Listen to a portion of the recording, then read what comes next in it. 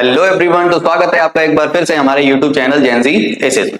और आज की इस वीडियो में बेटा हम क्लास 10th बायोलॉजी के लाइफ प्रोसेस चैप्टर से एक नया टॉपिक कवर करने वाले हैं, जो कि होने वाला है हमारा न्यूट्रिशन इन अमीबा। अब न्यूट्रिशन इन अमीबा जो है बेटा बोर्ड पर्सपेक्टिव से बहुत ही इंपॉर्टेंट टॉपिक है, क्योंकि यहां से कई तरह के क्वेश्चन बनते हैं। अब किस किस तरह के क्वेश्चन एग्जाम में आपके इस टॉपिक से बन सकते हैं वो इस वीडियो में मैं आपको बताऊंगा, और पूरा प्रोसेस समझेंगे बेटा कि अमीबा के अंदर किस तरीके से न्यूट्रिशन होता है। तो चलिए बिना देरी करते हुए शुरू करते हैं आज की इस वीडियो को और समझते हैं कि अमीबा के अंदर न्यूट्रिशन कैसे होगा।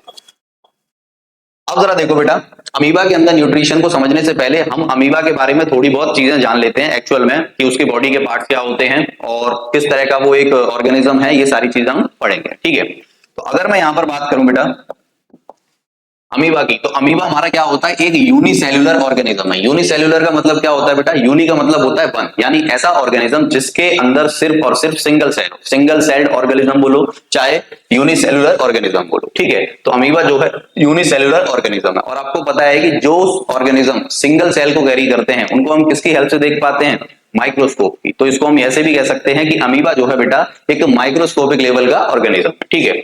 Amoeba Yeats only microscopic plants and animals which float on water, ठीक है। अब एक बात बताइए बेटा, अगर मैं अमीबा की बात कर रहा हूं तो अमीबा खुद एक यूनिसेल्युलर ऑर्गेनिज्म है, यानी माइक्रोस्कोपिक ऑर्गेनिज्म है। तो ये जो अपना खाना खाएगा वो माइक्रोस्कोपिक लेवल के प्लांट्स और एनिमल को ही खा पाएगा, अपने से बड़े तो खा नहीं पाएगा, ठीक है। तो ऑर्गेनिज्म जो हमारा अमीबा है वो सिर्फ और सिर्फ क्या करता है बेटा, माइक्रोस्कोपिक प्लांट्स और एनिमल्स को ही क्या करता है, ईट करता है, ठीक है।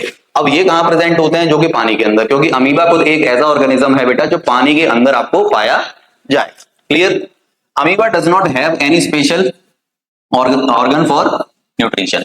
अगर हम बेटा देखो ह्यूमन बींग्स की या अदर जानवरों की बात करें तो हमारे पास एक स्पेशल ऑर्गन है जहां पर हम न्यूट्रिशन करते हैं, लेकिन अमीबा के पास ऐसा कोई भी स्पेशल ऑर्गन नहीं होता न्यूट्रिशन के लिए। ये अपने किसी भी बॉडी पार्ट से न्यूट्रिशन को करता है, ठीक है, जो कि हम आगे अभी डायग्राम की हेल्प से देखेंगे भी। The entire process is carried through the body surface with the help of pseudopodia। Important point है बेटा, इस पॉइंट को आप इंपॉर्टेंट मार्क कर लेना, pseudopodia के बारे में क्वेश्चन आता है। अब pseudopodia क्या है बेटा, pseudopodia को हम फॉल्स फीड भी बोलते हैं। क्या बोलेंगे, फॉल्स फीड, ठीक है। यानी ये कह सकते हो कि अमीबा जिसकी हेल्प से खाने को कंज्यूम करता है, अपनी बॉडी के अंदर लेता है, उन हाथों को या उन फॉल्स फीड को हम क्या बोलते हैं, स्यूडोपोडिया, ठीक है। अगर स्यूडोपोडिया नहीं होगा तो वहां पर अमीबा जो है अपना न्यूट्रिशन नहीं कर पाएगा। क्यों नहीं कर पाएगा, क्योंकि वो क्या करेगा, खाने को एनगल्फ नहीं कर पाएगा, जकड़ नहीं पाएगा, बॉडी के अंदर नहीं ले पाएगा। तो अगर मान लो बेटा मैं अमीबा हूं, तो ये जो मेरे हाथ हैं मैं इसकी मदद से ही तो खाना अपनी बॉडी के अंदर लूंगा। तो ये जो मेरे हाथ हो गए, हाथ जैसे दिखेंगे, इसी को मैं क्या बोलता हूं, स्यूडोपोडिया, जो कि अभी मैं डायग्राम की हेल्प से दिखाऊंगा अभी आपको, ठीक है। तो entire process carried through the body surface with the help of pseudopodia. तो जो भी एंटायर प्रोसेस है बॉडी का न्यूट्रिशन का, वो किसकी हेल्प से करता है, अमीबा स्यूडोपोडिया की हेल्प से। Nutrition in an amoeba occurs through a process is called phagocytosis. Most important point है बेटा, क्वेश्चन आएगा आपसे कि फेगोसाइटोसिस क्या होता है।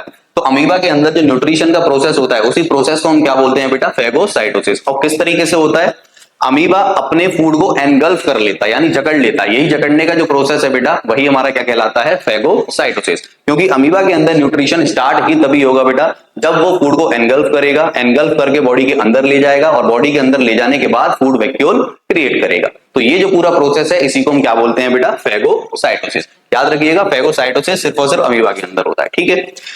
तो phagocytosis is the process by which The food is engulfed by the organism। जो भी मैंने बताया आपको कि फेगोसाइटोसिस एक ऐसा प्रोसेस है जिसमें ऑर्गेनिज्म के द्वारा फूड को एनगल्फ किया जाता है। एनगल्फ का मतलब जकड़ा जाता है, ठीक है। नेक्स्ट देखिए, the mode of nutrition in amoeba is known as holozoic nutrition. अब आपने देखो बेटा मोड्स ऑफ न्यूट्रिशन पढ़े थे।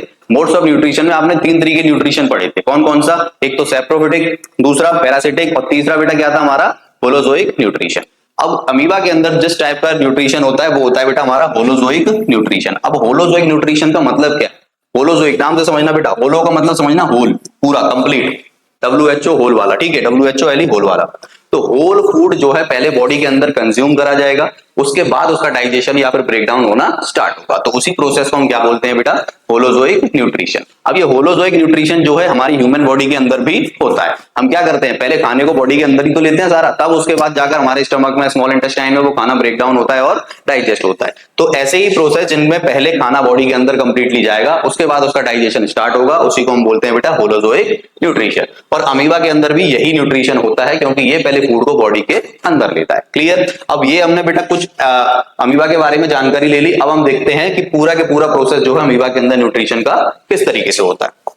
तो जरा देखिए बेटा, अब सबसे पहले आप इस डायग्राम को नोटिस करिए। ये जो डायग्राम आपको दिख रहा है बेटा, ये एक्चुअल इमेज है अमीबा की। अमीबा कुछ इस तरीके का दिखता है पानी के अंदर। अगर आप यहां पर देख पा रहे हो बेटा कि अमीबा का कोई भी ऐसा कोई पार्ट नहीं है जो फिक्स हो, इसकी कोई फिक्स शेप नहीं होती। ठीक है, एक जेली लाइक स्ट्रक्चर ऐसा समझ लीजिए जो कि किसी भी शेप को कैरी कर सकता है। ठीक है, तो ये अमीबा की क्या है बेटा, रियल इमेज। अब हम बढ़ते हैं कि पूरा प्रोसेस क्या होता है अमीबा के अंदर। अब जरा देखो बेटा, सबसे पहला प्रोसेस क्या होगा, इंजेशन। इंजेशन का मतलब इन से समझना, इंजेशन का मतलब इन यानी बॉडी के अंदर फूड को कंज्यूम करना। ठीक है, सबसे पहला प्रोसेस स्टार्ट कहां से होगा न्यूट्रिशन का, जब खाना आएगा। और खाना जब बॉडी के अंदर जाता है उसी प्रोसेस को हम क्या बोलते हैं बेटा, इंजेशन। ठीक है, तो amoeba makes finger like projection. अब जरा देखो, एक नाम और दे रखा है बेटा सूडोपोडिया को, फिंगर लाइक प्रोजेक्शन या फिर फॉल्स फीट, आप कुछ भी कह लीजिए। ठीक है, तो finger like projection called pseudopodia.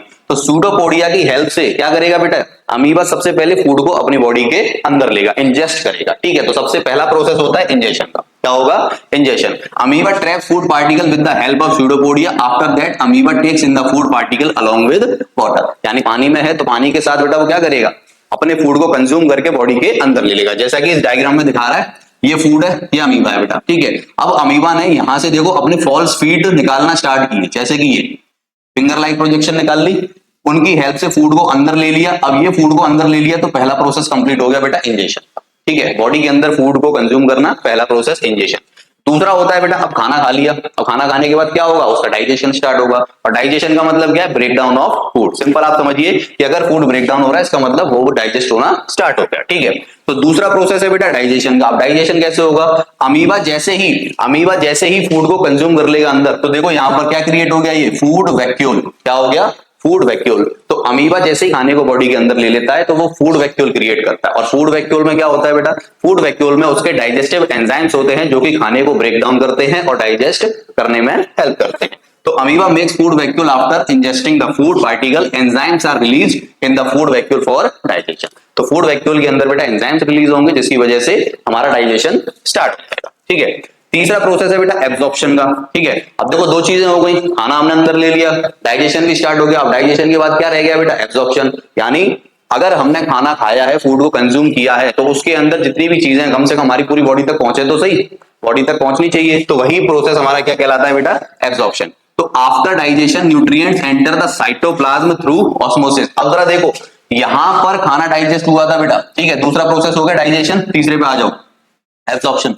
अब यहां पर फूड वैक्यूल के अंदर खाना डाइजेस्ट हो गया। अब डाइजेस्ट होने के बाद क्या होगा, फूड से उसके न्यूट्रिएंट्स अलग हो जाएंगे और वही न्यूट्रिएंट्स पूरी बॉडी के अंदर फैल जाना, यानी पूरे सेल के अंदर फैल जाना। ये क्या है बेटा, उसका ये साइटोप्लाज्म, इसी पूरे साइटोप्लाज्म के अंदर फैल जाना, डिस्ट्रीब्यूट हो जाना, यही हमारा क्या कहलाता है, एब्जॉर्प्शन कहलाता है। और ये किस प्रोसेस से होता है बेटा, ऑस्मोसिस से होता है। किससे होगा, ऑस्मोसिस से। ठीक है, याद रखिएगा क्वेश्चन आता है कि फूड के अमीबा के अंदर जो फूड का एब्जॉर्प्शन होता है किस मेथड से होता है, तो आप याद रखिएगा कौन सा प्रोसेस है बेटा, वो ऑस्मोसिस। ठीक है, तो तीसरा प्रोसेस भी हमारा यहां पर कंप्लीट हो गया। अब बात आती है बेटा एसिमिलेशन। अब एसिमिलेशन क्या होता है, अब फूड पूरी बॉडी के अंदर चला गया, न्यूट्रिएंट्स चले गए। ठीक है, अब उन न्यूट्रिएंट्स का काम क्या होगा, आपकी बॉडी को एनर्जी प्रोवाइड करना।